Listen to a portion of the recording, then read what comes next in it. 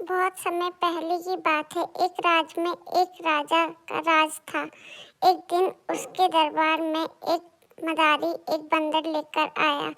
उसने राजा और सभी दरबारियों को बंदर का करतब दिखाकर प्रसन्न कर दिया। बंदर मदारी का हर हुक्म मानता था। जैसे मदारी बोलता बंदर वैसे ही करता था। वह आज्ञाकारी बंदर राजा को भा गया। उसने अच्छी कीमत देकर मदारी से वह बंदर खरीद लिया। कुछ दिन राजा के साथ रहने के बाद बंदर उससे अच्छी तरह हिल मिल गया। वह राजा की हर बात मानता।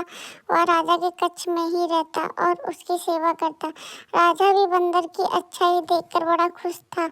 वह अपने सैनिकों से भी अधिक बंदर पर विश्वास करने लगा और उसे महत्व देने लगा।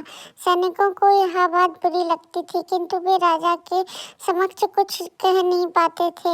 एक दोपहर की बात है। राजा अपने शयन कक्ष में आराम कर रहा था। बंदर पास ही खड़ा पंखा झाल रहा था। तभी कहीं से एक मक्खी आ गई और राजा की छाती पर बैठ गई।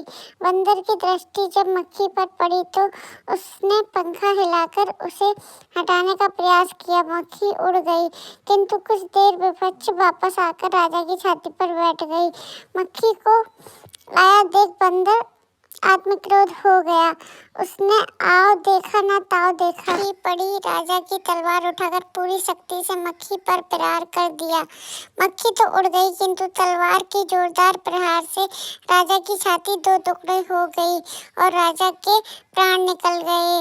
इससे हमें यह सीख मिलती है, मूर्ख व्यक्ति से कभी भी दोस्ती नहीं करनी चाहिए। दोस्ती बहुत सोच समझ कर करनी